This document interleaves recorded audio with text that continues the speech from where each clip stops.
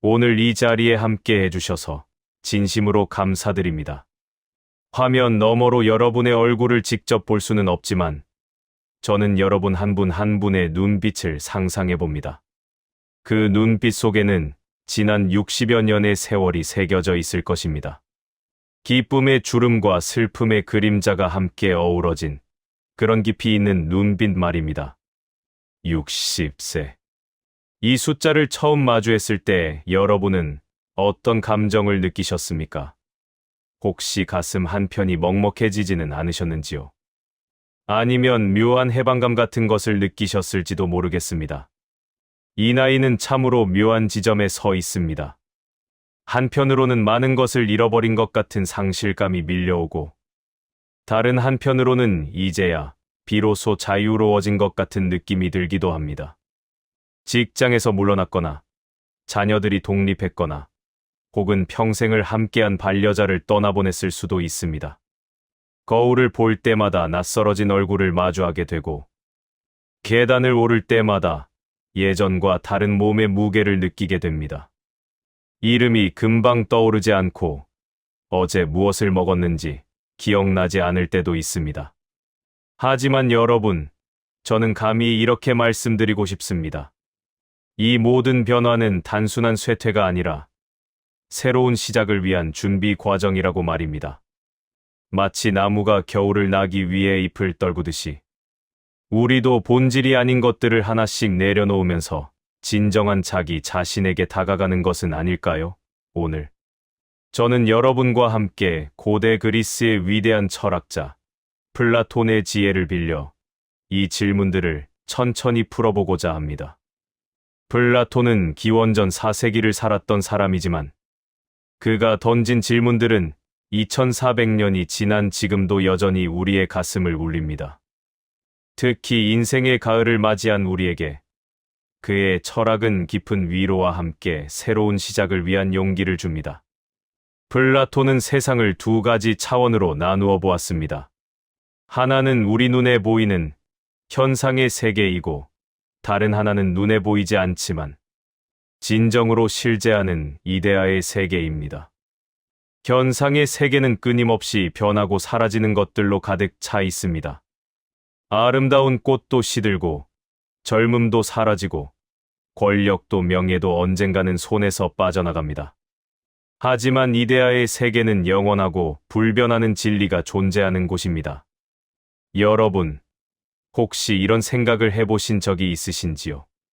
지금까지 내가 그토록 열심히 쫓아온 것들, 그것들이 과연 진짜였을까 하는 의문 말입니다.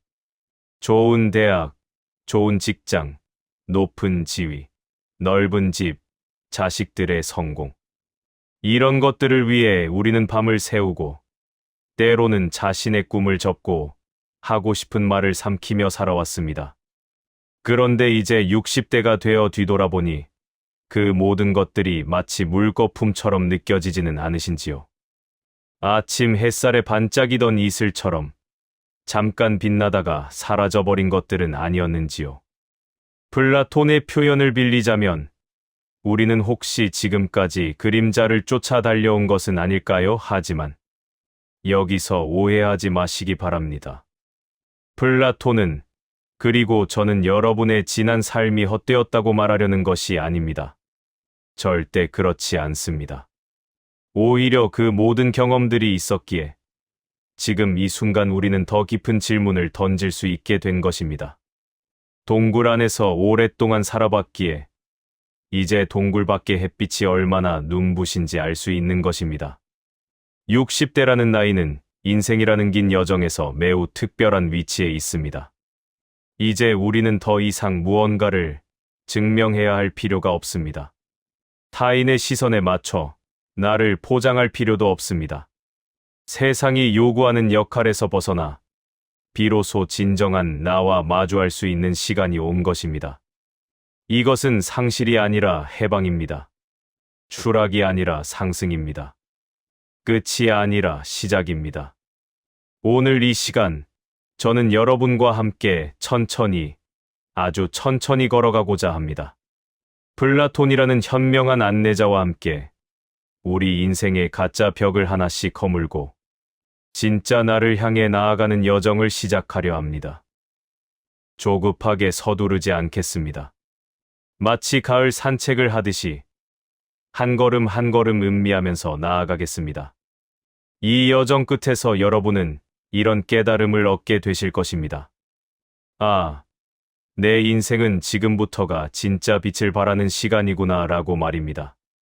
자, 그럼 이제 함께 첫 걸음을 내디뎌 볼까요? 플라톤의 가장 유명한 비유 중 하나가 바로 동굴의 비유입니다.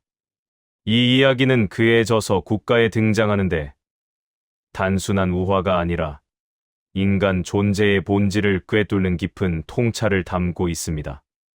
오늘 저는 이 2400년 된 이야기를 여러분의 60년 인생과 연결해보고자 합니다. 이야기는 이렇게 시작됩니다. 어두운 동굴 속에 사람들이 있습니다. 그들은 태어날 때부터 그곳에 갇혀 있었고 목과 다리에 쇠사슬이 채워져 있어서 고개조차 돌릴 수 없습니다. 그들이 볼 수 있는 것은 오직 앞의 벽뿐입니다. 그들의 뒤편, 저 멀리에는 횃불이 타오르고 있고 그 횃불과 죄수들 사이로 사람들이 여러 가지 물건을 들고 지나갑니다. 죄수들은 벽에 비친 그림자만을 보며 그것이 실체라고 믿고 살아갑니다. 여러분, 이 장면을 천천히 상상해 보시기 바랍니다. 평생을 동굴 안에서만 살아온 사람들입니다. 그들에게 그림자는 전부입니다. 그림자가 움직이면 그들은 저것은 말이다. 저것은 나무다라고 말합니다. 그림자의 이름을 붙이고 그림자의 패턴을 연구하고 누가 그림자를 더 잘 맞추는지 경쟁합니다. 그림자를 가장 잘 예측하는 사람이 현명한 사람으로 존경받습니다. 그런데 어느 날, 한 죄수가 쇠사슬에서 풀려납니다. 처음에는 몸을 움직이는 것조차 고통스럽습니다. 뒤를 돌아보려 하자 목이 뻐근합니다. 그리고 횃불의 불빛을 마주하는 순간, 눈이 너무 부셔서 견딜 수가 없습니다. 그는 다시 익숙한 그림자 쪽으로 눈을 돌리고 싶어집니다. 아, 그냥 전처럼 살까? 이게 더 편한데. 하지만 누군가 그를 강제로 동굴 밖으로 끌고 나갑니다. 계단을 오르는 동안 그는 괴로워합니다. 그리고 마침내 동굴 밖으로 나왔을 때 햇빛은 너무나 강렬해서 그는 아무것도 볼 수 없습니다. 눈물이 흐르고 머리가 어지럽고 모든 것이 혼란스럽습니다. 하지만 시간이 지나면서 그의 눈은 서서히 적응하기 시작합니다. 처음에는 밤의 별을 보고, 다음에는 물에 비친 사물의 반영을 보고, 마침내는 햇빛 아래의 실제 사물들을 봅니다. 나무를, 꽃을, 산을, 강을 봅니다. 그리고 마지막으로 하늘의 태양까지도 봅니다. 그 순간 그는 깨닫습니다. 아, 내가 평생 진짜라고 믿었던 것들은 모두 그림자에 불과했구나. 진짜 세계는 여기에 있었구나. 여러분, 이제 이 이야기를 우리 자신의 삶에 대입해 볼까요? 우리가 살아온 60여 년의 세월을 생각해 보십시오. 우리는 동굴 안에서 무엇을 실체라고 믿으며 살아왔습니까? 많은 분들이 직위라는 그림자를 쫓아 달려오셨을 것입니다. 대리에서 과장으로, 과장에서 부장으로, 부장에서 임원으로. 명함에 적힌 직함이 마치 나 자신인 것처럼 느껴졌습니다. 명함을 건넬 때의 그 뿌듯함, 사람들이 부장님, 이사님이라고 부를 때의 그 만족감, 그것이 실체라고 믿었습니다. 하지만 정년 퇴직을 하고 회사를 나서는 순간, 그 직함은 한순간에 사라져버렸습니다. 더 이상 아무도 부장님이라고 부르지 않습니다. 명함도 더 이상 건넬 수 없습니다. 그때 우리는 깨달았습니다. 그 직함은 내가 아니었다는 것을, 그것은 벽에 비친 그림자였다는 것을 말입니다. 또 어떤 분들은 자녀의 성공이라는 그림자를 쫓아오셨을 것입니다. 아이가 좋은 학교에 가고, 좋은 직장에 취직하고, 좋은 배우자를 만나는 것. 그것이 곧 나의 성공이라고 믿었습니다. 자녀가 칭찬받으면 내가 칭찬받는 것 같았고, 자녀가 실패하면 내가 실패한 것 같았습니다. 그런데 아이들이 자라서 독립하고 각자의 삶을 살아가기 시작했습니다. 명절에 잠깐 들렀다가 바쁘다며 금방 떠나갑니다. 전화도 점점 뜸해집니다. 그때 문득 깨닫습니다. 아, 내 아이의 인생과 내 인생은 별개였구나. 나는 대체 내 인생을 언제 살았던 걸까? 재산이라는 그림자도 있습니다. 통장 잔고가 늘어갈 때마다, 부동산 가격이 오를 때마다 우리는 안정감을 느꼈습니다. 이 정도면 됐어. 이제 안심이야. 하지만 돈은 아무리 모아도 충분하다는 느낌을 주지 않았습니다. 항상 더 필요했고, 항상 불안했습니다. 그리고 나이가 들수록 깨닫게 됩니다. 이 돈을 다 쓰지도 못하고 갈 거라는 것을, 결국 남에게 물려주고 갈 거라는 것을 말입니다. 건강이라는 그림자도 있습니다. 젊었을 때 우리는 몸이 영원할 것처럼 살았습니다. 밤을 새워도 괜찮았고, 무리해도 금방 회복됐습니다. 하지만 60대가 되니 몸은 정직하게 신호를 보내기 시작합니다. 여기가 아프고 저기가 쑤시고 계단 오르기가 힘들어집니다. 우리가 당연하게 여겼던 건강, 그것도 사실은 언제든 사라질 수 있는 그림자였다는 것을 깨닫게 됩니다. 여러분, 플라톤이 말하는 동굴의 죄수들처럼 우리는 이런 그림자들을 실체라고 믿으며 살아왔습니다. 아니, 믿을 수밖에 없었습니다. 동굴 안에서는 그림자가 전부니까요. 다른 것을 본 적이 없으니까요. 그런데 60대가 되면서 우리는 마치 쇠사슬에서 풀려난 죄수처럼 뒤를 돌아볼 수 있게 됩니다. 직장에서 물러나면서, 자녀가 독립하면서, 건강이 예전 같지 않으면서 우리는 어쩔 수 없이 고개를 돌리게 됩니다. 그리고 그동안 보지 못했던 것들을 보기 시작합니다. 처음에는 고통스럽습니다. 마치 목이 뻐근한 것처럼, 마치 눈이 부신 것처럼 말입니다. 내가 평생 추구했던 것들이 그림자였다니, 그럼 내 인생은 뭐란 말인가? 이런 생각이 들면서 허무함이 밀려옵니다. 차라리 모르고 살았으면, 차라리 계속 동굴 안에 있었으면 하는 생각까지 듭니다. 하지만 여러분, 바로 이 순간이 가장 중요한 순간입니다. 이 고통, 이 혼란, 이 허무함이야말로 진짜 세계로 나아가기 위한 필수적인 과정이기 때문입니다. 플라톤은 이것을 정화 캐타르시스라고 불렀습니다. 거짓된 것들이 벗겨지면서 진실한 것이 드러나는 과정 말입니다. 동굴에서 막 나온 죄수가 처음에는 아무것도 볼 수 없었지만 서서히 눈이 적응하면서 진짜 세계를 보게 되었듯이 우리도 이 혼란의 시기를 지나면서 진짜 나 자신을 발견하게 됩니다.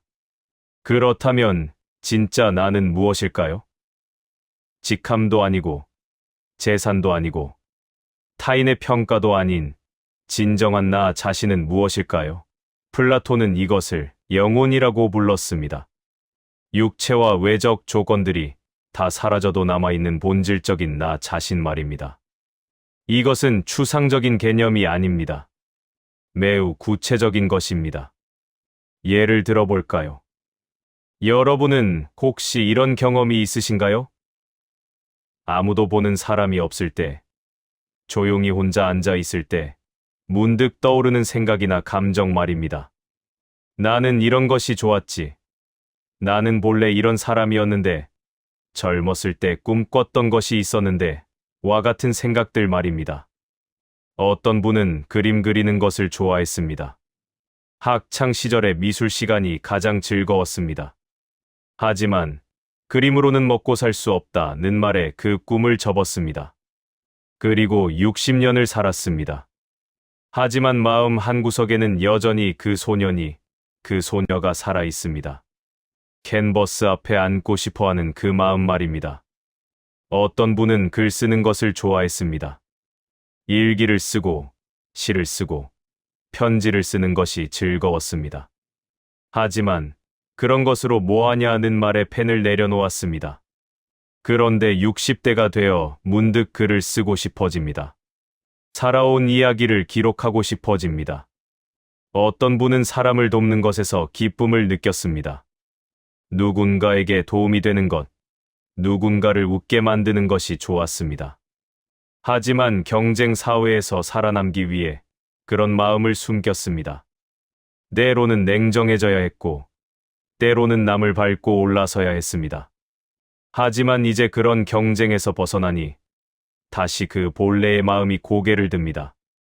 여러분, 이것이 바로 플라톤이 말하는 이데아입니다. 변하지 않는 본질적인 나 자신입니다. 직함이 사라져도, 재산이 줄어도, 육체가 늙어도 변하지 않는 그 무엇 말입니다. 동굴의 비유에서 죄수가 동굴 밖으로 나가 진짜 세계를 보았듯이 우리도 이제 60대가 되어 진짜 나 자신을 볼 수 있게 된 것입니다. 사회가 요구하는 역할, 타인이 기대하는 모습, 그런 그림자들에서 벗어나 진정한 나를 마주할 수 있게 된 것입니다.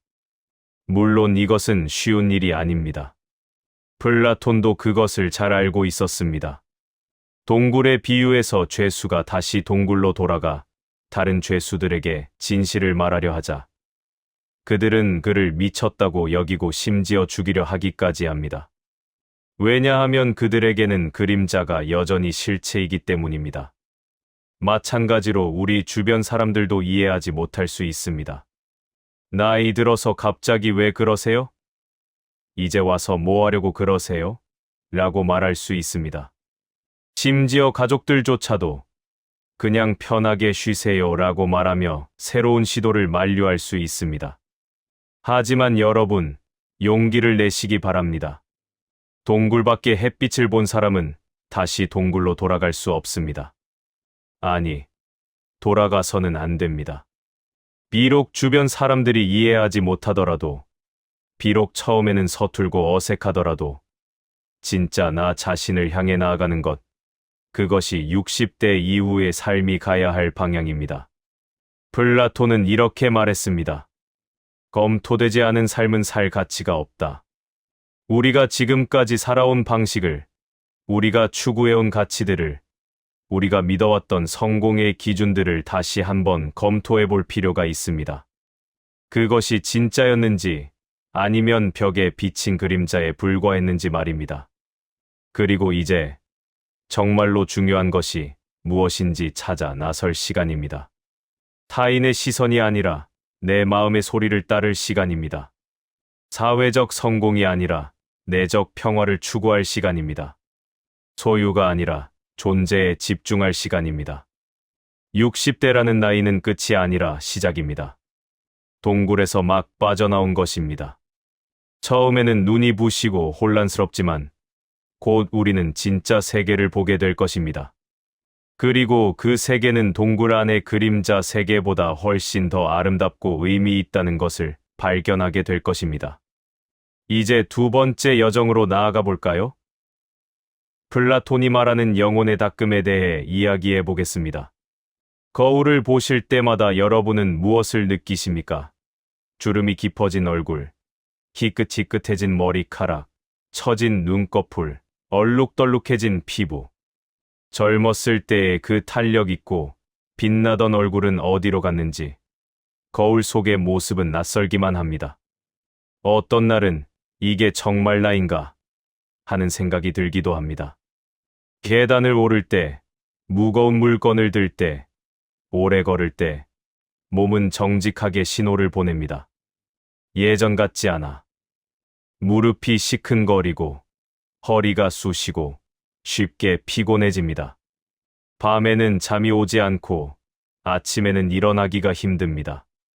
병원에 가면 의사 선생님은 나이 탓입니다 라고 말합니다. 이런 변화들을 마주하면서 우리는 자연스럽게 낙담하게 됩니다. 나는 이제 늙었구나. 쇠퇴하고 있구나. 내리막길이구나. 이런 생각들이 마음을 무겁게 합니다.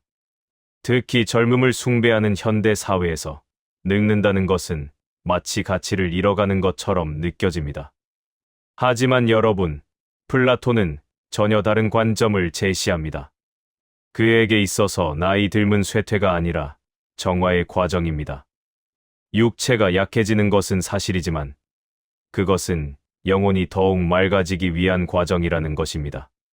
플라톤은 인간을 두 부분으로 나누어 봅니다. 하나는 육체이고 다른 하나는 영혼입니다.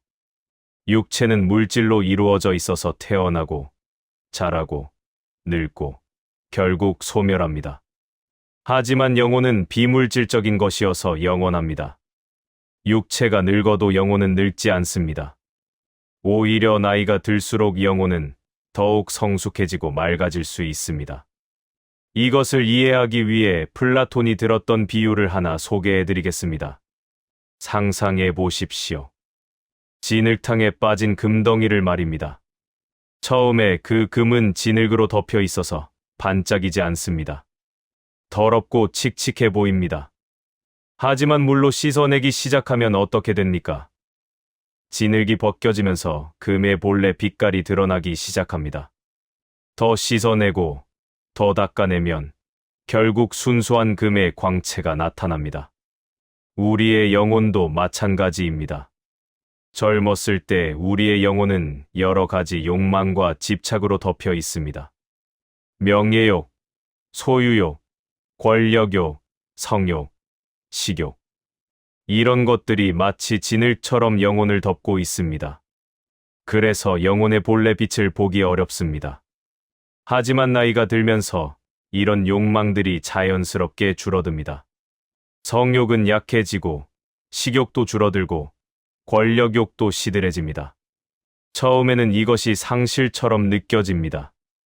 나는 이제 아무것도 원하지 않게 되었구나. 무기력해졌구나. 하지만 플라톤의 관점에서 보면 이것은 진흙이 벗겨지는 과정입니다. 영혼을 가리고 있던 것들이 하나씩 제거되는 과정인 것입니다. 욕망이 줄어든 자리에 무엇이 남습니까? 고요함이 남습니다. 평온함이 남습니다. 그리고 바로 이 고요함 속에서 우리는 비로소 진정한 자기 자신을, 영혼의 본질을 만나게 됩니다. 플라톤은 이것을 절제 서프로신이라고 불렀습니다. 소프로신에는 단순히 욕망을 억누르는 것이 아닙니다. 욕망으로부터 자유로워지는 것입니다. 욕망에 끌려다니는 것이 아니라 욕망을 관조하고 통제할 수 있는 힘을 갖는 것입니다. 젊었을 때 우리는 끊임없이 무언가를 원했습니다. 더 많은 돈, 더 높은 지위, 더 큰 집, 더 좋은 차. 하나를 얻으면 또 다른 것을 원했습니다.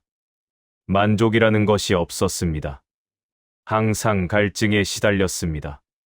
그런데 60대가 되니 이상한 일이 벌어집니다. 예전처럼 간절하게 원하는 것이 없어집니다. 명품 가방을 사도 별 감흥이 없습니다. 비싼 음식을 먹어도 그저 그렇습니다. 남에게 인정받고 싶은 욕구도 예전만큼 강하지 않습니다. 처음에는 이것이 우울하게 느껴질 수 있습니다. 나는 이제 아무것도 즐기지 못하는구나. 하지만 조금 더 깊이 들여다보면 이것은 우울이 아니라 해방입니다. 끝없는 욕망의 사슬에서 벗어나는 것이기 때문입니다. 플라톤은 파이돈이라는 대화편에서 소크라테스의 입을 빌려 이렇게 말합니다. 진정한 철학자는 평생 죽음을 준비하는 사람이다. 이 말이 처음에는 무섭게 들릴 수 있습니다. 하지만 여기서 죽음을 준비한다는 것은 우울하게 죽음을 기다린다는 뜻이 아닙니다. 육체적인 것들로부터 점차 벗어나 영혼의 순수성을 회복한다는 뜻입니다. 60대는 바로 이 준비가 본격적으로 시작되는 시기입니다. 육체는 약해지지만 그만큼 영혼은 자유로워집니다. 육체적 쾌락에 대한 집착이 줄어들면서 우리는 다른 종류의 기쁨을 발견하게 됩니다. 어떤 기쁨일까요? 첫째, 고독의 기쁨입니다. 젊었을 때 우리는 고독을 두려워했습니다. 항상 누군가와 함께 있어야 했고 혼자 있으면 불안했습니다. SNS를 확인하고 약속을 잡고 모임에 나가는 것으로 하루를 채웠습니다. 하지만 60대가 되면 고독이 달라 보이기 시작합니다. 혼자 있는 시간이 더 이상 외롭지 않습니다. 오히려 편안합니다. 조용히 앉아 차 한 잔을 마시는 시간, 창밖을 내다보며 아무 생각 없이 보내는 시간, 책을 읽거나 음악을 듣는 시간. 이런 시간들이 소중해집니다. 플라톤은 이것을 자기 자신과의 대화라고 불렀습니다. 타인과의 수다가 아니라 자기 영혼과의 깊은 대화입니다. 이 대화 속에서 우리는 진정한 지혜를 얻습니다. 세상이 떠들썩할 때는 듣지 못했던 내면의 목소리를 듣게 됩니다. 둘째, 자연의 기쁨입니다. 젊었을 때는 자연을 그저 배경으로만 보았습니다. 등산을 가도 정상을 정복하는 것이 목표였고, 바다에 가도 사진을 찍는 것이 중요했습니다. 자연 그 자체를 음미하는 여유가 없었습니다. 하지만 60대가 되면 자연이 다르게 다가옵니다. 천천히 걷는 산책길에서 공원 벤치에 앉아 있을 때 우리는 자연의 세세한 아름다움을 발견합니다. 나무잎이 바람에 흔들리는 모습, 새들의 지저김, 계절에 따라 변하는 빛의 색깔. 이런 것들이 깊은 평화를 줍니다. 플라톤은 자연이 이데아, 세계의 반영이라고 보았습니다. 자연의 질서와 조화 속에서 우리는 우주의 섭리를 느낄 수 있습니다. 그리고 그 섭리의 일부로서 나 자신을 인식할 때 묘한 안정감을 느끼게 됩니다. 셋째, 배움의 기쁨입니다. 젊었을 때의 공부는 목적이 있었습니다. 시험을 위해, 승진을 위해, 돈을 벌기 위해 공부했습니다. 배움, 그 자체가 목적이 아니었습니다. 하지만 60대의 배움은 다릅니다. 아무런 실용적 목적 없이 순수하게 알고 싶어서 배웁니다. 역사책을 읽고, 철학을 공부하고, 새로운 언어를 배우고, 악기를 연주하는 것. 이런 활동들이 그 자체로 즐겁습니다. 플라톤은 이런 순수한 배움의 기쁨을 가장 고귀한 쾌락이라고 여겼습니다. 육체적 쾌락은 잠깐이지만 지적 쾌락은 지속됩니다. 육체적 쾌락은 갈증을 남기지만 지적 쾌락은 만족을 줍니다. 넷째, 관조의 기쁨입니다. 관조 contemplation란 조용히 바라보고 생각하는 것을 의미합니다. 행동하는 것이 아니라 있는 그대로를 바라보는 것입니다. 젊었을 때 우리는 항상 무언가를 해야 한다고 생각했습니다. 가만히 앉아 있으면 불안했습니다. 이렇게 시간을 허비해도 되나 하는 생각이 들었습니다. 모든 시간은 생산적이어야 했고 모든 활동은 결과를 내야 했습니다. 하지만 60대가 되면 아무것도 하지 않는 것의 가치를 알게 됩니다. 그저 앉아서 하늘을 바라보는 것, 비가 내리는 소리를 듣는 것, 손주의 얼굴을 한참 동안 들여다보는 것. 이런 순간들이 주는 깊은 만족감을 느낍니다. 플라톤은 최고의 행복은 관조에서 온다고 믿었습니다. 끊임없이 욕망을 추구하는 삶이 아니라 고요히 진리를 바라보는 삶이 진정한 행복이라는 것입니다. 여러분, 혹시 이런 경험이 있으신가요? 젊었을 때는 하루가 너무 빨리 지나갔는데 60대가 되니 시간이 다르게 흐르는 것 같은 느낌 말입니다. 같은 한 시간이라도 훨씬 더 깊이 있게 느껴집니다. 더 천천히 흐르는 것 같습니다. 이것은 우리가 시간을 대하는 태도가 변했기 때문입니다. 젊었을 때는 시간을 소비했습니다. 최대한 많은 일을 하려고 했고 빈틈없이 일정을 채웠습니다. 하지만 60대가 되면 시간을 음미하게 됩니다. 하나하나의 순간을 더 깊이 경험하게 됩니다. 플라톤은 이것을 영혼에 참여하는 것이라고 표현했습니다. 시간에 쫓기는 삶이 아니라 영원한 지금 이 순간을 사는 삶입니다. 과거를 후회하거나 미래를 걱정하는 것이 아니라 지금 여기에 온전히 존재하는 것입니다. 이런 삶을 살 때 우리는 진정한 평화를 얻습니다. 육체는 약해지지만 마음은 평온해집니다. 외적인 것은 줄어들지만 내적인 것은 풍요로워집니다. 소유는 감소하지만 존재는 충만해집니다. 플라톤은 국가에서 이렇게 말합니다. 정의로운 사람의 영혼은 조화롭고 부정의한 사람의 영혼은 혼란스럽다.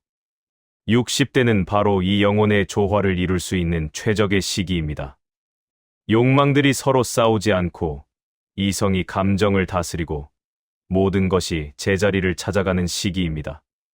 물론 이 과정이 저절로 이루어지는 것은 아닙니다. 의식적인 노력이 필요합니다. 플라톤은 이것을 영혼의 돌봄 care of the soul이라고 불렀습니다. 육체를 돌보듯이 영혼도 돌보아야 한다는 것입니다. 어떻게 영혼을 돌볼 수 있을까요? 첫째, 규칙적인 성찰의 시간을 가지는 것입니다. 하루를 마치며 조용히 앉아 오늘 하루를 돌아보는 것입니다. 오늘 나는 어떤 생각을 했는가? 어떤 감정을 느꼈는가? 어떤 선택을 했는가? 이런 질문들을 스스로에게 던지는 것입니다. 둘째, 좋은 책을 읽는 것입니다. 특히 고전을 읽는 것이 좋습니다. 수천 년을 견뎌온 지혜의 말씀들은 우리 영혼에 영양분을 줍니다. 플라톤의 대화편들, 공자의 논어, 성경, 불경 같은 책들을 천천히 읽으며 음미하는 것입니다. 셋째, 의미 있는 대화를 나누는 것입니다. 세속적인 수다가 아니라 삶의 본질에 대해 이야기하는 것입니다. 죽음, 행복, 정의, 사랑 같은 주제들에 대해 진지하게 대화하는 것입니다. 플라톤은 이런 대화를 산파술메이유텍스라고 불렀습니다. 서로의 영혼에서 진리를 끄집어내는 과정이라는 뜻입니다. 넷째, 아름다운 것들을 감상하는 것입니다. 예술, 음악, 자연의 아름다움. 이런 것들은 영혼을 정화하고 고양시킵니다. 플라톤은 아름다움이 이데아, 세계로 가는 사다리라고 보았습니다. 아름다운 것을 보면서 우리는 완전함을 느끼고 그 완전함을 향한 갈망이 생기게 됩니다. 다섯째, 타인을 돕는 것입니다. 봉사활동, 재능 기부, 혹은 그저 친절한 말 한마디. 이런 것들이 우리 영혼을 빛나게 합니다. 플라톤은 정의로운 행동이 영혼을 건강하게 만든다고 믿었습니다. 여러분, 거울을 볼 때 주름진 얼굴에 낙담하지 마십시오. 그 주름 하나하나는 여러분이 살아온 세월의 증거입니다. 웃으며 생긴 주름도 있고, 울면서 생긴 주름도 있을 것입니다. 고민하며 생긴 주름도 있고, 사랑하며 생긴 주름도 있을 것입니다. 육체의 주름이 깊어질수록 영혼의 깊이도 더해집니다. 육체의 빛이 발해갈수록 영혼의 빛은 더욱 선명해집니다.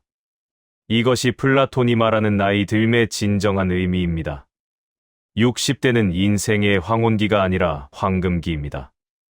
해가 저물 때 하늘이 가장 아름답듯이 인생의 저녁도 가장 아름다울 수 있습니다. 낮의 뜨거운 햇살보다 저녁의 은은한 노을이 더 깊은 감동을 주듯이 젊음의 열정보다 노년의 지혜가 더 큰 울림을 줍니다. 나이가 든다는 것은 쇠퇴하는 것이 아닙니다.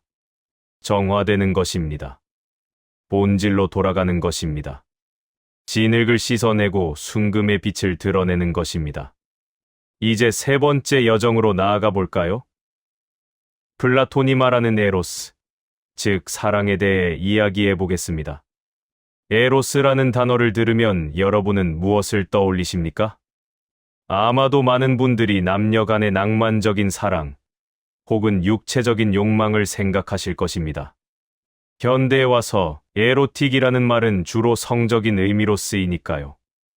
하지만 플라톤이 말하는 에로스는 이보다 훨씬 더 깊고 넓은 의미를 가지고 있습니다. 플라톤의 향연 심포지움이라는 대화편에는 에로스에 대한 아름다운 가르침이 담겨 있습니다.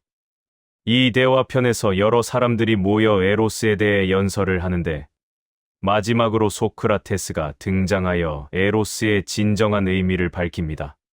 소크라테스에 따르면 에로스는 단순히 아름다운 육체를 향한 욕망이 아닙니다. 그것은 결핍에서 출발하여 완전함을 향해 나아가는 열정입니다. 우리가 무언가를 사랑한다는 것은 그것이 아름답고 좋지만 아직 우리에게 완전히 속해 있지 않기 때문입니다. 그래서 우리는 그것을 향해 나아가고 그것과 하나가 되고자 합니다. 플라톤은 에로스에도 단계가 있다고 말합니다. 마치 사다리를 오르듯이 우리의 사랑도 낮은 단계에서 높은 단계로 올라갈 수 있다는 것입니다. 첫 번째 단계는 아름다운 육체를 사랑하는 것입니다. 젊은 시절 우리는 아름다운 외모에 끌렸습니다.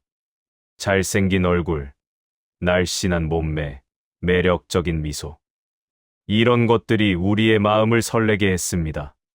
사랑에 빠지고 결혼하고 가정을 꾸렸습니다. 하지만 시간이 지나면서 우리는 깨닫게 됩니다. 육체의 아름다움은 영원하지 않다는 것을 말입니다. 나도 늙고 배우자도 늙습니다. 처음에 끌렸던 그 외모는 변합니다. 그렇다면 사랑도 사라지는 것일까요? 두 번째 단계는 아름다운 영혼을 사랑하는 것입니다. 육체의 아름다움을 넘어서 그 사람의 내면을 사랑하게 되는 것입니다. 그 사람의 성품, 지혜, 유머, 감각, 따뜻함. 이런 것들은 나이가 들어도 변하지 않습니다. 오히려 세월이 갈수록 더 깊어지고 풍부해집니다. 60대가 되어 배우자를 바라볼 때 우리는 주름진 얼굴 너머에 있는 아름다운 영혼을 봅니다. 함께 웃고 울었던 세월, 서로를 지탱해 주었던 순간들, 말하지 않아도 통하는 마음. 이것이 진정한 사랑입니다. 혹시 배우자를 먼저 떠나보낸 분도 계실 것입니다. 그 상실의 아픔은 말로 표현할 수 없을 것입니다. 하지만 그 아픔 자체가 사랑의 증거입니다. 육체적 끌림만으로는 그런 깊은 슬픔이 생기지 않습니다. 영혼과 영혼이 깊이 연결되어 있었기에 그 단절이 이토록 고통스러운 것입니다. 플라톤은 말합니다. 진정으로 사랑했던 영혼들은 죽음으로도 분리되지 않는다고. 육체는 사라져도 영혼은 영원하기에 사랑의 유대도 영원하다고 말입니다. 세 번째 단계는 아름다운 제도와 법을 사랑하는 것입니다. 개인을 넘어서 사회 전체의 선을 생각하게 되는 것입니다. 정의로운 법, 공정한 제도, 조화로운 공동체. 이런 것들에 대한 열정이 생기는 것입니다. 60대가 되면 많은 분들이 사회 봉사에 관심을 가지게 됩니다. 평생 자신과 가족만을 위해 살았는데 이제는 다른 사람들을 위해 무언가 하고 싶어집니다. 어려운 이웃을 돕고 환경을 보호하고 젊은이들을 가르치고 싶어 합니다. 이것도 에로스입니다. 더 나은 세상을 향한 사랑입니다. 나 혼자만 잘 사는 것이 아니라 모두가 함께 잘 사는 세상을 만들고 싶은 열정입니다. 네 번째 단계, 그리고 가장 높은 단계는 아름다움 자체, 즉 이데아를 사랑하는 것입니다. 이것은 조금 추상적으로 들릴 수 있지만 사실 매우 구체적인 경험입니다. 여러분은 혹시 이런 순간을 경험해 보신 적이 있으신가요? 아름다운 음악을 듣거나 감동적인 책을 읽거나 장엄한 자연을 마주했을 때 가슴이 벅차오르는 느낌 말입니다. 눈물이 날 것 같고 뭔가 말로 표현할 수 없는 감정이 밀려오는 그런 순간 말입니다. 그 순간 우리가 접촉하는 것이 바로 아름다움의 이데아입니다. 특정한 아름다운 것이 아니라 아름다움 그 자체입니다. 이것을 경험할 때 우리는 깊은 기쁨과 평화를 느낍니다. 이것이 플라톤이 말하는 최고의 에로스입니다. 60대는 바로 이 최고 단계의 에로스를 경험하기에 가장 좋은 시기입니다. 왜냐하면 육체적 욕망과 세속적 야망에서 어느 정도 벗어났기 때문입니다. 마음이 고요해지면서 더 섬세하고 깊은 것들을 느낄 수 있게 됩니다. 그렇다면 60대 이후 우리는 무엇을 사랑하며 살아야 할까요? 무엇을 향한 에로스를 품어야 할까요? 첫째, 지혜를 사랑하는 것입니다. 철학 필로소피라는 단어 자체가 지에 서피에를 사랑함 필러지라는 뜻입니다. 모든 것을 다 안다고 착각하는 것이 아니라 더 배우고 싶어하는 겸손한 열정을 가지는 것입니다. 책을 읽고 강의를 듣고 새로운 것을 배우는 일에 열정을 쏟는 것입니다. 이 나이에 무슨 공부냐고 말하는 사람도 있을 것입니다. 하지만 진정한 배움에는 나이가 없습니다. 오히려 60대가 되어서야 비로소 순수한 배움이 가능합니다. 시험을 위한 공부, 취업을 위한 공부가 아니라 I'm 그 자체를 위한 공부 말입니다. 어떤 분은 평생 궁금했던 철학을 공부하기 시작합니다. 어떤 분은 역사책을 탐독합니다. 어떤 분은 외국어를 배웁니다. 이 모든 것이 지혜를 향한 에로스의 표현입니다. 둘째, 진리를 사랑하는 것입니다. 거짓과 위선에 타협하지 않고 진실을 추구하는 것입니다. 60대가 되면 더 이상 남에게 잘 보이기 위해 가식을 떨 필요가 없습니다. 솔직하게, 정직하게 살 수 있습니다. 자신에게도 정직해질 수 있습니다. 나는 이런 사람이다. 나는 이것을 좋아하고 저것을 싫어한다고 당당하게 말할 수 있습니다. 타인의 기대에 맞춰 자신을 속이지 않아도 됩니다. 셋째, 아름다움을 사랑하는 것입니다. 예술을 감상하고 자연을 즐기고 일상의 작은 아름다움들을 발견하는 것입니다. 그림을 그리기 시작하는 분도 있고 악기를 배우는 분도 있고 사진을 찍는 분도 있습니다. 전문가가 되려는 것이 아닙니다. 아름다움을 창조하고 표현하는 과정 자체가 기쁨이기 때문입니다.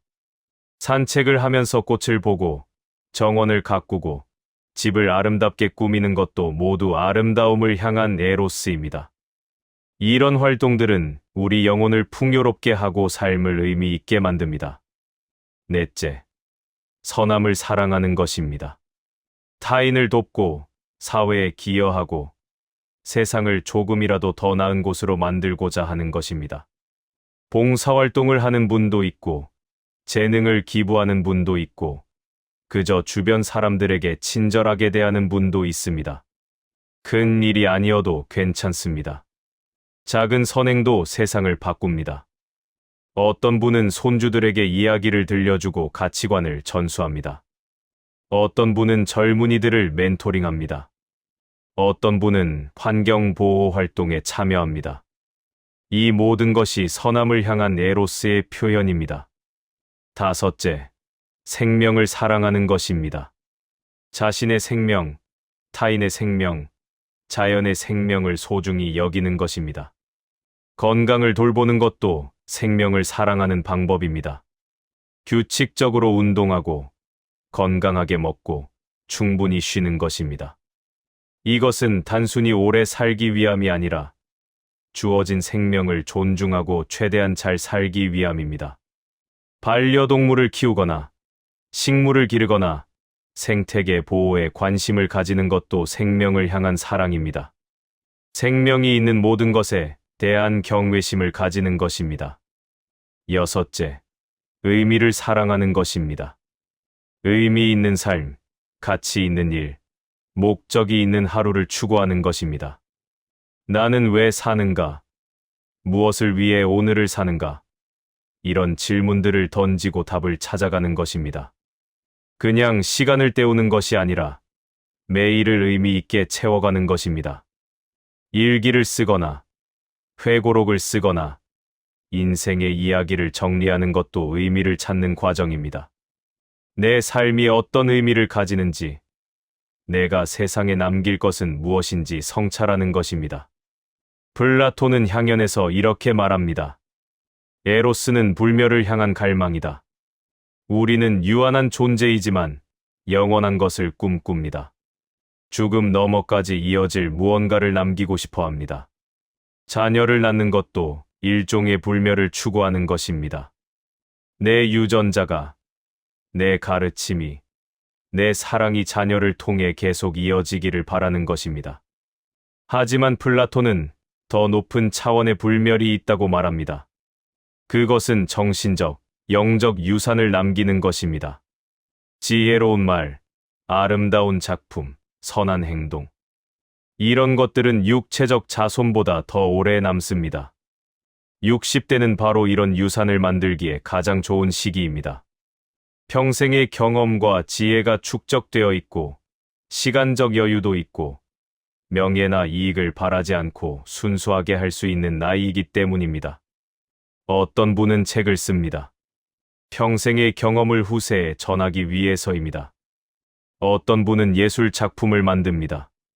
자신의 영혼을 형상화하기 위해서입니다. 어떤 분은 재산을 기부합니다. 돈이 아니라 사랑을 남기기 위해서입니다. 이 모든 것이 에로스입니다.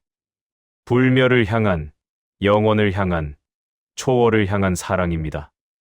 여러분, 혹시 이제 늙었으니 사랑과는 거리가 멀다고 생각하시나요? 절대 그렇지 않습니다. 오히려 60대는 가장 순수하고 고귀한 사랑을 할 수 있는 나이입니다. 젊었을 때의 사랑은 욕망과 뒤섞여 있었습니다. 소유하고 싶고, 독점하고 싶고, 인정받고 싶은 마음이 섞여 있었습니다. 하지만 60대의 사랑은 더 맑습니다. 아무것도 바라지 않고, 그저 사랑 그 자체를 위해 사랑할 수 있습니다. 손주를 바라보는 할머니의 눈빛, 오랜 친구와 나누는 따뜻한 대화, 자연을 감상하며 느끼는 경외감, 좋은 책을 읽으며 느끼는 감동. 이 모든 것이 에로스입니다. 플라톤은 에로스를 날개 달린 열정이라고 표현했습니다. 에로스는 우리를 땅에서 하늘로, 유한에서 무한으로, 죽음에서 영원으로 날아오르게 하는 힘입니다. 60대의 에로스는 이 날개를 펼칠 때입니다. 더 이상 땅에 묶여 있지 않고 하늘로 날아오를 때입니다. 육체의 한계를 넘어 영혼의 자유를 누릴 때입니다. 무엇을 사랑하며 남은 생을 보낼 것인가? 이것은 60대에게 주어진 가장 중요한 질문입니다. 그리고 이 질문에 대한 답이 바로 여러분의 인생을 완성하는 열쇠입니다. 사랑할 수 있는 한, 우리는 살아 있습니다. 열정을 가질 수 있는 한, 우리는 젊습니다. 아름다움을 느낄 수 있는 한, 우리는 행복합니다. 이제 마지막 여정으로 나아가 볼까요? 죽음에 대한 플라톤의 가르침과 함께 우리가 어떻게 남은 생을 빛나게 살 수 있는지 이야기해 보겠습니다. 여러분, 우리는 함께 긴 여정을 걸어왔습니다. 플라톤이라는 현명한 안내자와 함께 동굴에서 빛의 세계로, 그림자에서 실체로, 육체에서 영혼으로 나오는 길을 걸어왔습니다. 이제 마지막으로 우리 모두가 피할 수 없는 하나의 주제에 대해 이야기해야 할 때입니다. 바로 죽음입니다. 60대가 되면 죽음은 더 이상 먼 미래의 일이 아닙니다. 친구들이 하나둘 세상을 떠나고 동창회 명단에서 이름들이 사라지고 부고 소식을 듣는 일이 잦아집니다. 자신의 몸도 예전 같지 않다는 것을 매일 느낍니다. 죽음은 이제 추상적인 개념이 아니라 구체적인 현실이 되어갑니다. 많은 사람들이 죽음을 두려워합니다. 사라지는 것, 존재하지 않게 되는 것, 사랑하는 사람들과 이별하는 것. 이 모든 것이 무섭습니다. 밤에 잠들 때 문득 내가 언제 갈까 하는 생각에 불안해지기도 합니다. 하지만 플라톤은 죽음에 대해 전혀 다른 관점을 제시합니다. 그는 파이돈에서 소크라테스가 죽음을 맞이하는 장면을 묘사하는데 그 모습은 놀랍도록 평온합니다. 소크라테스는 죽음을 두려워하지 않습니다. 오히려 기쁨으로 맞이합니다. 왜 그럴까요? 플라톤에 따르면 죽음은 끝이 아니라 해방이기 때문입니다. 영혼이 육체라는 감옥에서 풀려나는 순간이기 때문입니다. 우리는 평생 육체에 갇혀 살았습니다. 육체는 끊임없이 요구합니다. 배고프다, 목마르다, 춥다, 덥다, 아프다. 이런 요구들 때문에 우리는 진정으로 중요한 것들에 집중하지 못했습니다. 돈을 벌어야 하고, 먹고 살아야 하고, 편안함을 추구해야 했습니다. 하지만 죽음이 오면 이 모든 요구로부터 자유로워집니다. 더 이상 배고프지도, 목마르지도, 아프지도 않습니다. 순수한 영혼만 남습니다. 그리고 그 영혼은 마침내 진리를, 아름다움을, 선함을 온전히 경험할 수 있게 됩니다. 플라톤은 이것을 영혼의 정화 완성이라고 불렀습니다. 우리가 평생 노력해왔던 그 정화가 죽음과 함께 완성되는 것입니다. 물론 이것을 믿을지 말지는 여러분의 선택입니다. 플라톤 자신도 이것이 증명할 수 없는 믿음이라는 것을 알고 있었습니다. 하지만 그는 이렇게 말합니다. 이 믿음은 아름다운 위엄 beautiful risk이다. 설령 틀렸다 하더라도 이렇게 믿으며 사는 것이 두려움에 떨며 사는 것보다 낫다는 것입니다.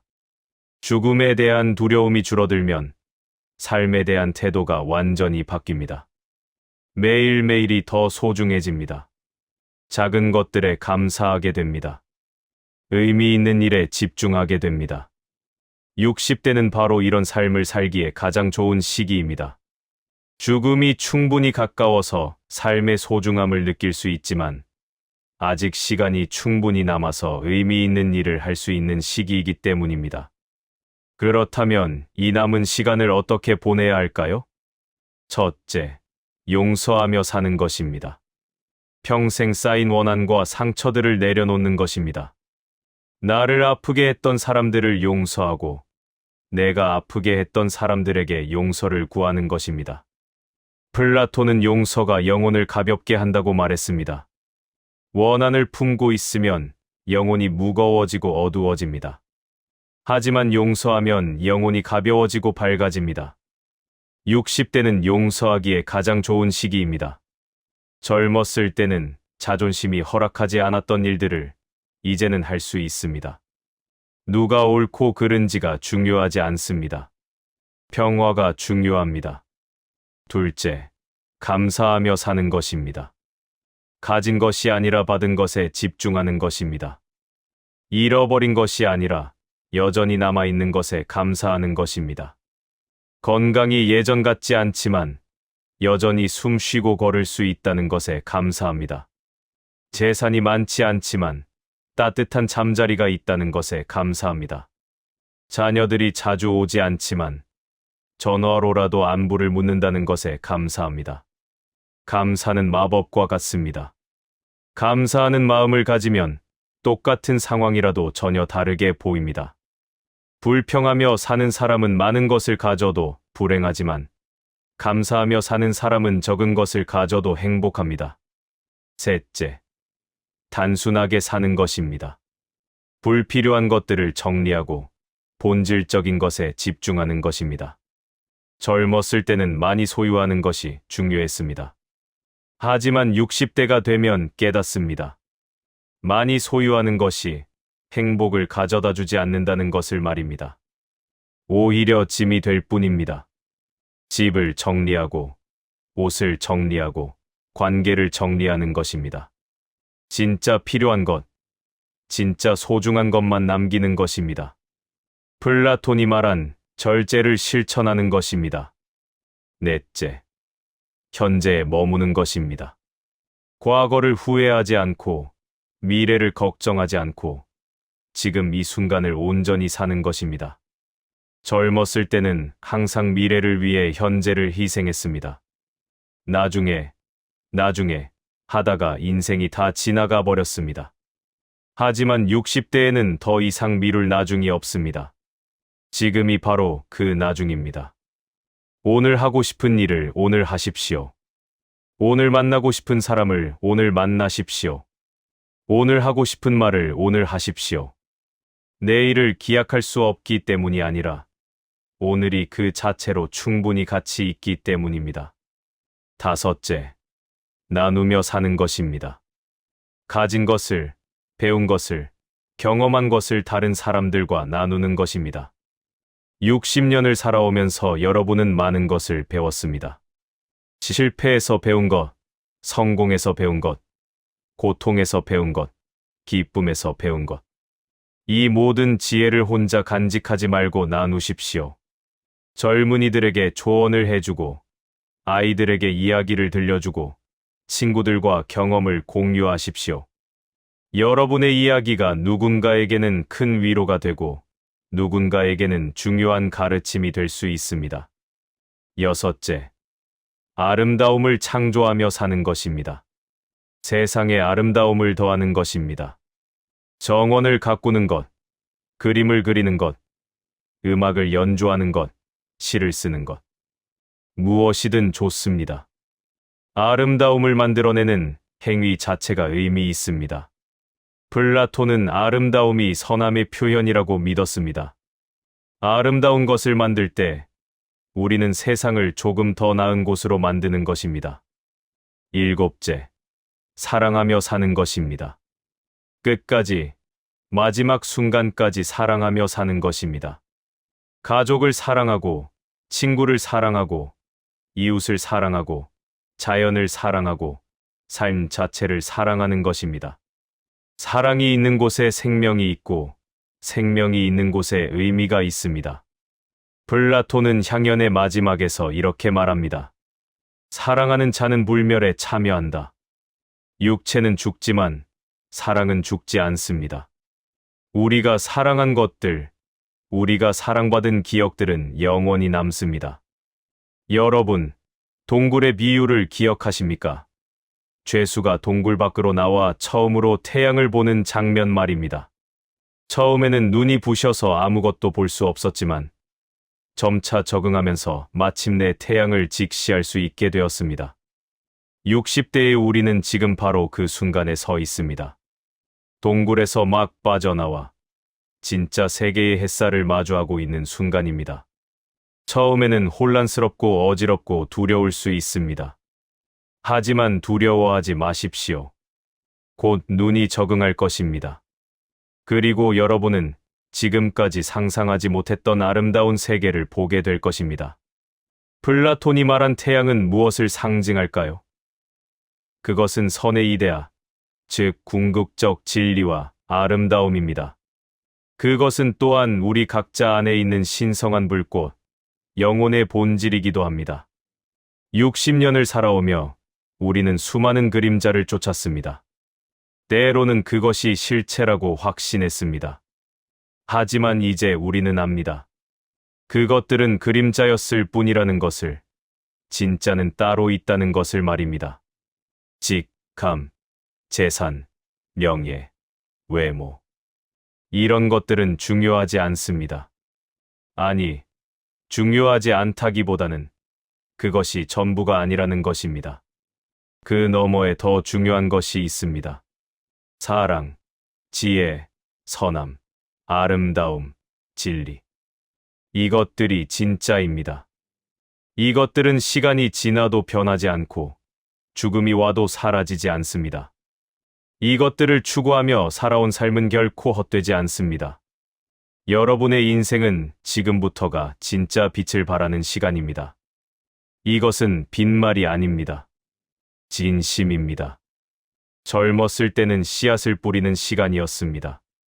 중년에는 나무를 가꾸는 시간이었습니다. 그리고 60대는 열매를 수확하는 시간입니다. 평생 축적된 지혜와 경험이라는 열매를 맛보고 다른 사람들과 나누는 시간입니다. 젊었을 때는 세상을 바꾸려고 애썼습니다. 하지만 세상은 쉽게 바뀌지 않았습니다. 60대는 세상을 바꾸려 하지 않습니다. 대신 자기 자신을 바꿉니다. 그리고 놀랍게도 자신이 바뀌면 세상도 달라 보입니다. 젊었을 때는 많은 것을 소유하려 했습니다. 60대는 많은 것을 내려놓습니다. 그리고 놀랍게도 내려놓을수록 더 자유로워지고 더 행복해집니다. 젊었을 때는 답을 찾으려 했습니다. 60대는 질문하는 법을 배웁니다. 그리고 좋은 질문이 좋은 답보다 더 중요하다는 것을 깨닫습니다. 플라톤은 평생 질문하며 살았습니다. 그는 확신보다 탐구를 선택했고 독단보다 대화를 선택했습니다. 80대까지 살면서 그는 끝까지 배우고 가르쳤습니다. 그의 마지막 순간까지도 그는 제자들과 철학에 대해 토론했다고 합니다. 여러분도 그렇게 살 수 있습니다. 마지막 순간까지 배우고, 사랑하고, 아름다움을 추구하고, 의미를 찾으며 살 수 있습니다. 나이는 숫자에 불과합니다.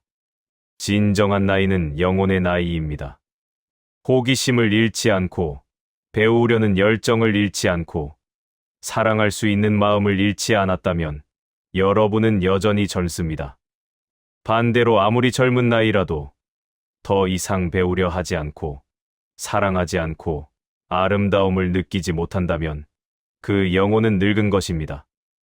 여러분, 오늘 이 시간이 끝나면 무엇을 하실 건가요? 혹시 이렇게 생각하시나요? 좋은 이야기 들었다. 하지만 내가 뭘 할 수 있겠어? 부디 그렇게 생각하지 마십시오. 작은 것부터 시작하십시오. 오늘 저녁 조용히 앉아 자신에게 물어보십시오. 나는 진짜 무엇을 원하는가? 나는 무엇을 사랑하는가? 남은 생을 어떻게 살고 싶은가? 내일 아침 일어나서 거울을 보십시오. 주름진 얼굴을 보며 절망하지 말고 그 주름 너머에 있는 아름다운 영혼을 보십시오. 산책을 나가십시오. 천천히 걷고 주변을 관찰하고 자연의 소리를 들으십시오. 바람을, 새를, 나무를, 하늘을 보십시오.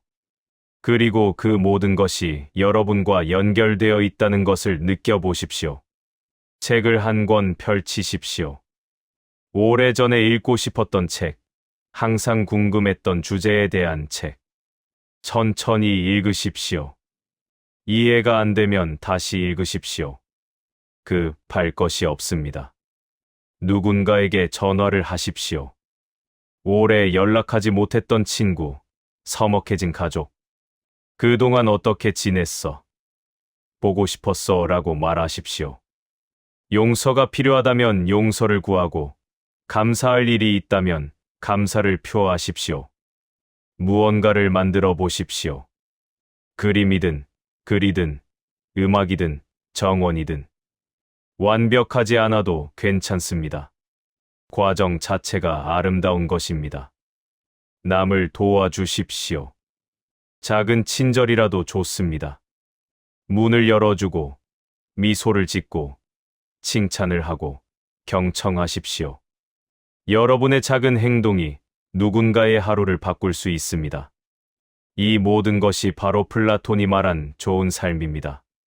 거창한 것이 아닙니다. 매일매일 작은 선택들의 누적입니다. 그림자가 아니라 실체를 추구하는 선택, 육체가 아니라 영혼을 돌보는 선택, 소유가 아니라 존재에 집중하는 선택. 이런 선택들이 모여서 아름다운 삶을 만듭니다. 플라톤은 국가의 마지막에서 이런 신화를 들려줍니다. 사람이 죽으면 영혼은 심판을 받고 다음 생을 선택하게 됩니다. 흥미로운 것은 대부분의 영혼들이 현명하지 못한 선택을 한다는 것입니다.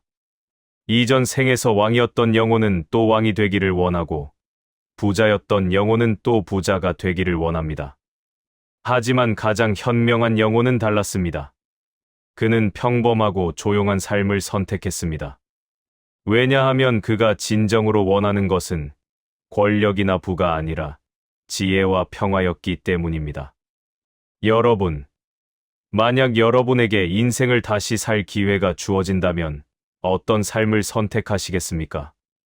더 많은 돈, 더 높은 지위, 더 큰 명예, 아니면 더 많은 사랑, 더 깊은 지혜, 더 풍부한 경험. 사실 우리에게는 이미 그 기회가 주어져 있습니다. 60대라는 이 순간이 바로 새로운 시작입니다. 과거의 선택에 묶여 있을 필요가 없습니다. 지금부터 다르게 살 수 있습니다. 과거의 나는 그림자를 쫓았을지 모릅니다. 하지만 지금부터의 나는 실체를 추구할 수 있습니다. 과거의 나는 육체의 욕망에 이끌렸을지 모릅니다. 하지만 지금부터의 나는 영혼의 평화를 선택할 수 있습니다. 과거의 나는 타인의 시선을 의식했을지 모릅니다. 하지만 지금부터의 나는 내 마음의 소리를 따를 수 있습니다. 플라톤은 이렇게 말했습니다. 시작이 반이다. 무언가를 시작하는 것, 그것이 이미 절반의 성공입니다. 나머지 절반은 꾸준히 계속하는 것입니다. 60대의 여러분에게는 시작할 용기가 있습니다. 잃을 것이 없기 때문입니다. 타인의 평가를 두려워할 필요가 없습니다. 실패해도 괜찮습니다. 시도하지 않는 것보다는 시도하고 실패하는 것이 낫습니다. 그리고 여러분에게는 계속할 지혜가 있습니다. 60년을 살아오며 배운 인내심, 끈기, 겸손함. 이런 덕목들이 여러분의 새로운 여정을 지탱해 줄 것입니다. 동굴 밖의 햇살은 눈부십니다. 처음에는 눈을 뜨기 힘들 정도로 밝습니다. 하지만 두려워하지 마십시오. 곧 익숙해질 것입니다. 그리고 그 빛 속에서 여러분은 지금까지 보지 못했던 아름다운 세계를 발견하게 될 것입니다. 그 세계에서 여러분은 진정한 자유를 누릴 것입니다. 욕망의 사슬에서, 타인의 기대에서, 사회적 역할에서 자유로워진 여러분 자신을 발견할 것입니다. 그 세계에서 여러분은 진정한 평화를 느낄 것입니다. 더 이상 무언가를 증명할 필요가 없고 누군가와 경쟁할 필요가 없는 있는 그대로의 나로 존재하는 평화 말입니다. 그 세계에서 여러분은 진정한 사랑을 경험할 것입니다. 조건 없는 사랑, 대가를 바라지 않는 사랑, 순수한 마음에서 우러나오는 사랑을 말입니다. 그 세계에서 여러분은 진정한 지혜를 얻을 것입니다. 책에서 배운 지식이 아니라 삶을 통해 체득한 깊은 깨달음을 말입니다. 여러분, 플라톤은 2400년 전에 살았던 사람입니다. 하지만 그의 가르침은 여전히 살아 있습니다. 왜냐하면 그가 다룬 질문들은 시대를 초월하는 인간 본연의 질문들이기 때문입니다. 진정한 나는 누구인가? 무엇이 진짜 가치 있는 것인가? 어떻게 살아야 좋은 삶인가? 죽음을 어떻게 받아들여야 하는가? 이 질문들은 고대 그리스 사람들에게도 중요했고 60대의 여러분에게도 중요합니다. 그리고 이 질문들에 대한 답을 찾아가는 과정이 바로 철학이고 바로 삶입니다. 플라톤은 답을 제공하지 않습니다. 대신 질문하는 법을 가르칩니다. 스스로 생각하고 탐구하고 발견하도록 격려합니다. 왜냐하면 진정한 지혜는 남에게서 배우는 것이 아니라 자기 안에서 발견하는 것이기 때문입니다. 여러분 안에는 이미 모든 답이 있습니다. 60년의 삶이 여러분에게 가르쳐준 모든 것이 여러분 안에 있습니다. 이제 조용히 자기 자신에게 귀 기울일 시간입니다. 마지막으로 여러분께 이 말씀을 드리고 싶습니다. 당신의 인생은 끝나지 않았습니다. 오히려 지금부터가 진짜 시작입니다. 당신은 늙지 않았습니다. 오히려 지금이 가장 아름다운 나이입니다. 당신은 쓸모없는 존재가 아닙니다. 오히려 지금 당신이 세상에 줄 수 있는 것이 가장 많습니다. 당신의 주름은 흉터가 아닙니다. 오히려 영광의 훈장입니다. 당신의 천천히 걷는 발걸음은 쇠약함이 아닙니다. 오히려 여유와 성찰의 표현입니다. 당신의 침묵은 말문이 막힌 것이 아닙니다. 오히려 깊은 지혜의 표현입니다. 플라톤이라면 여러분께 이렇게 말했을 것입니다. 친애하는 친구여, 동굴에서 나오십시오. 그림자에 만족하지 마십시오. 진짜 세계가 당신을 기다리고 있습니다. 처음에는 빛이 눈부시겠지만 곧 익숙해질 것입니다. 그리고 당신은 지금까지 상상하지 못했던 아름다움을 보게 될 것입니다. 육체는 늙어갑니다. 하지만 영혼은 영원합니다. 육체를 돌보되 집착하지 마십시오. 영혼을 닦으십시오. 그것이 진정한 당신이기 때문입니다. 사랑하십시오. 끝까지 사랑하십시오. 사랑이야말로 우리를 불멸하게 만드는 유일한 힘입니다. 죽음을 두려워하지 마십시오. 죽음은 끝이 아니라 해방입니다. 새로운 시작입니다. 그리고 무엇보다 검토되지 않은 삶을 살지 마십시오. 매일 스스로에게 질문하십시오. 나는 오늘 어떻게 살았는가? 나는 진정한 나로 살았는가? 당신의 인생은 지금부터가 진짜 빛을 발하는 시간입니다. 여러분, 긴 시간 함께 해주셔서 진심으로 감사합니다. 이 여정이 여러분의 남은 인생의 작은 빛이 되기를 바랍니다. 동굴 밖의 햇살을 마주하는 용기를 내시기 바랍니다. 그리고 기억하십시오. 여러분은 혼자가 아닙니다. 플라톤이 여러분과 함께 있고 수천 년의 지혜가 여러분을 지지하고 있고 무엇보다 여러분 안에 영원한 영혼이 여러분을 인도할 것입니다. 건강하십시오. 평화로우십시오. 그리고 사랑하십시오. 감사합니다.